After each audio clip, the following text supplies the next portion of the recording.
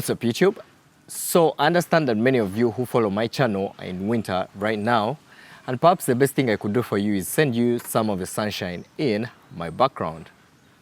So a friend of mine owns this Korg MS2000 BR, and he told me that it is not working. Now, one of the other things that I do is electronics repair, and when I got this, I wanted to do a video on how I go about that. So I bought some new leads for my meter, but they came with some interesting instructions. Let us read. If the check test whether have damaged wire parts and measuring the height sex, if there is any damaged or appear high value will not be available. If anyone understands what that means, please let me know in the comments. So in my experience, devices that do not entirely turn on whatsoever when you power them are easier to repair than devices that you turn on and they come on partially. For example, the screen turns on, but there's no sound coming out of it. Why? Now, most of the times you turn on a device and nothing comes on, the screen doesn't come on, have damage limited to the power supply, and that is easy to deal with. For devices where you switch it on and the screen comes on and there's no sound coming out, those tend to be more complicated because the issue could be anything. It could be a software issue, it could be anything else really. So let's see what's wrong with this one. So one of the things that we can do before we open this up is test the inputs for any problems. And indeed, if we test this with a meter, that beeping says that we have a short circuit across the power supply. So there's no point in connecting this to power because it's just going to short whatever adapter you connect here, which is not a good thing. So let's open this up and see what's causing the trouble.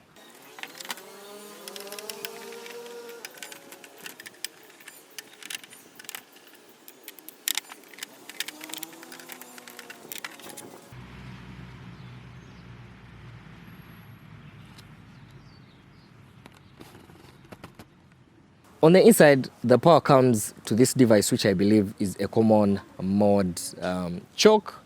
In simple terms, it is a filter which removes high frequency noise out of the power supply that could have, the noise that's coming out from this side here. So after that, the power goes across this reverse polarity protection diode. As the name implies, it protects your device when you connect a wrong adapter with reversed voltages, which is why you should not use a different adapter than is specified by the manufacturer. So from there, the power goes across these capacitors and goes into this BA07 regulator. Now the interesting thing is that if I measure across this diode, we have a short, as you can hear, but after the regulator, we do not have a short. Now, that could mean that our problem is limited to this area here. So I'm going to draw the circuit of what's happening here, and perhaps it will be much clearer to those who have an idea about electronics, what's happening.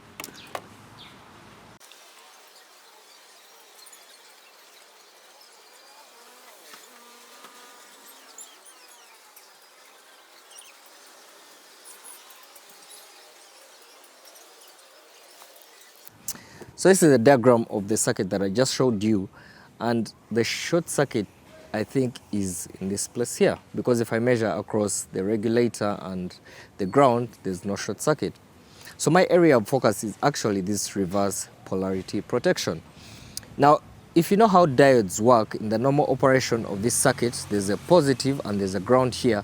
So this reverse polarity protection is not going to turn on, and this device is going to work normally. But if you make a mistake and apply a reversed power supply where you have a negative or ground, whatever you call it, and then the positive is here, then the positive is going to appear on this side of the diode, and this diode is going to conduct. So it means if it conducts, as you may know that current takes the least path of resistance, you will not have any current going any further beyond this diode. And if you don't correct that by removing the wrong adapter that you applied on this side, then this reverse polarity protection diode sacrifices its life to save the rest of your device. So I actually believe that if we remove this reverse polarity protection diode, then we could sort the issue. But let's just do that. I believe the issue is actually this, and this is what happened. I believe the wrong adapter was used on this device and it burnt the protection, but I believe the rest of the device is okay. So let me get a soldering and remove this, and we see if we still have a short circuit. We shall take it from there.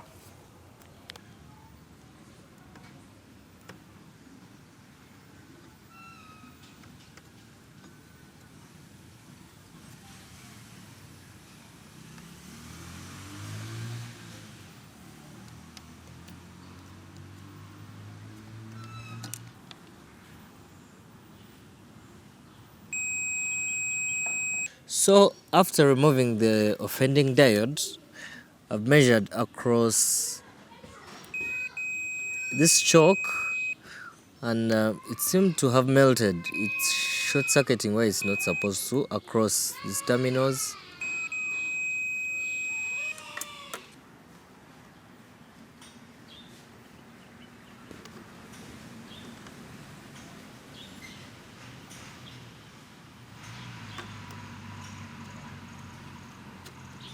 Okay. So this is the common choke mode that I've removed, and here you can see it clearly from under. This is the same thing. You can see the two coils on the same core. Yeah, and this is also shorting. I don't know if you can see it, but from my view I can see that it is discolored. The wires are discolored, so they shorted. They probably got burnt. So let's try to fix that. So we don't have a short circuit. You know, this is what a short circuit sounds like. We don't have one anymore here. So I'm going to bridge these two contacts. I think I need some more solder on that, and then we'll test and see if this indeed is working now. No, just have to be careful not to short circuit any other thing, you know, and create any more problems that will make this worse than it is already, you know. So let's do that. So that should be sufficient for testing purposes. If we test across here, there shouldn't be any short circuits across, otherwise we'll not have sorted anything.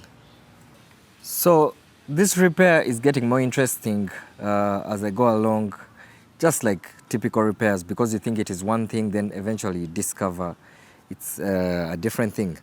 So on further investigation, this diode which I removed, let me put that back to the diode test. This diode I thought was in parallel with the power supply with the positive voltage, but rather it's in series with the positive voltage. So the positive comes here, then it goes through the diode and goes to the regulator. So again, it is still used for reverse polarity protection, but it's in series, and I'm going to draw the circuit and I'll show you. And some of that voltage is going to be dropped across the diode, because if you know a bit about electronics, you know there's always a voltage drop across a diode. It could be anything like 500 millivolts or 600. So some of that, because it comes as 9 volts from here, then like half a volt is dropped around here before it goes on to the 7 volt regulator. So the rest of the perhaps 1.5 volts, 9, 7, 8, 9, 1.5 volts is dropped, is wasted as heat. But that's how linear regulators really work. So I'm going to show you the circuit and then we'll proceed with the repair. Okay, so in the initial circuit, I'd drawn the diode across like this in parallel to the positive, because this was shorted, and I didn't realize, because my guess was that the diode is one which was shorted. So in fact the circuit is like this. The diode that we removed is across the positive. So still it is a reverse protection diode because it only allows current when there's a positive voltage on this side. But if you reverse, if you put the positive and then perhaps the ground or the negative here, there's no way it's going to conduct. It still does the same thing in a different way. But now I thought it was here, then if you remove this, if it is shorted, then the power supply should work, but it's not working. So I've gone back and checked and found that it is along here. And as I said on the input, if you have 9 volts, then there's always voltage drop across the diode, depending on what diode it is, but it's typically like 0.5 or 0.6 volts, or it could even be less for some of, like 0.2 for some very specific diodes. I didn't check this particular one which was inside, but so some of the voltage is dropped there, and the rest is dropped across this as heat, and we get 7 volts on the output of this. So let's replace this diode and see if our power supply is going to work, and thus see if our synthesizer comes to life. Let's do that. Perhaps we can salvage a diode from this board, which is an old power supply. So I generally don't throw away parts like this because they come in handy for repairs like this one. So here's a very beefy diode, I believe.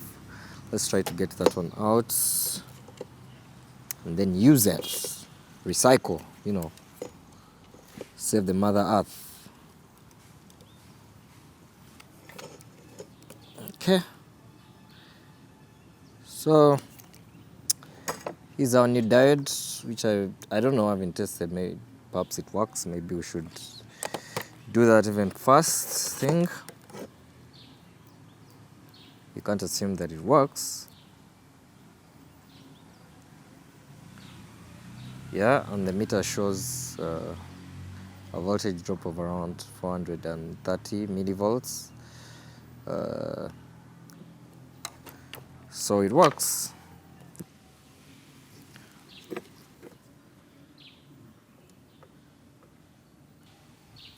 The camera lost focus there. So our diode is in, and I'll tidy up the circuit when I know exactly what the problem is. That's not an issue. So let's power up this and see if indeed everything is working, if I've managed to repair it.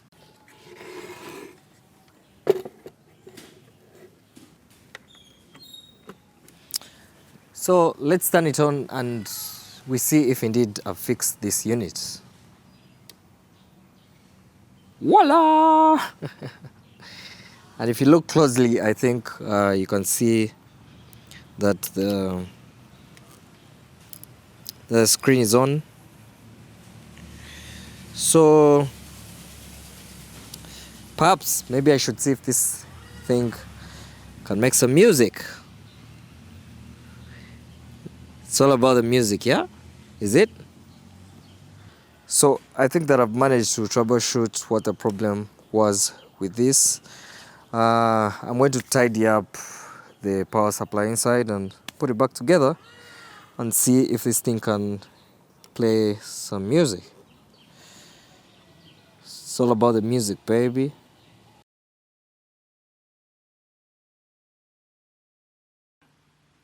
So I want to show you a practical application of a common mode choke.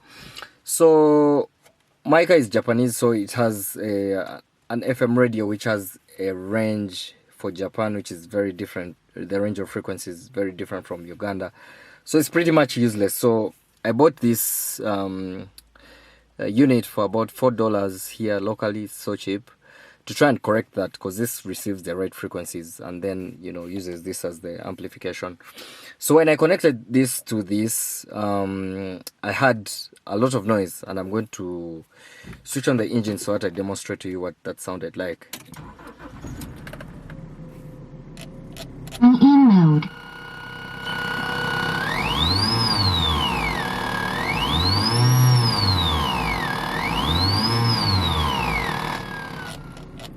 So you can pretty much hear all the electricals of the engine through the audio. And car electricity supply is very dirty, perhaps because of the sparks that are going on in the engine and all that interference. So it has a lot of noise, and it's not practical for running this kind of stuff. So what I did, if you look inside here, I connected a common mod choke, just like we saw in the repair video of the synthesizer. Now, right now when I was demonstrating, it is bypassed by these wires, which is red wire which you see here, and this black wire. So it is sounding like there was no choke in the power supply. So I'm going to remove that, and you hear how this improved things. And that's the practical application of this, which I was showing you. Right now I've removed the wires that used to bypass this, as if it was not in the circuit, to demonstrate to you the noise that was coming through the system before I put it. So I've removed the wires, so now the common mod choke is doing its work. So again, I'm going to start the engine of the car and demonstrate that.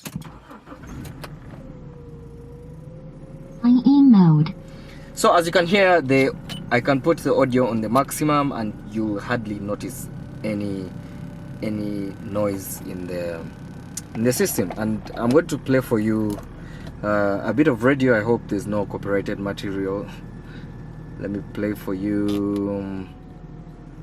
This is with no signal, so it's maximum volume, so it is that quiet. You can even hear me, and even if I rev the engine, it's not even half or quarter as bad as it was before. So let's change Bluetooth mode.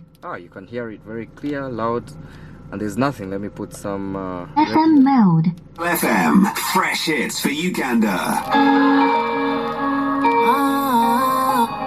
Okay, so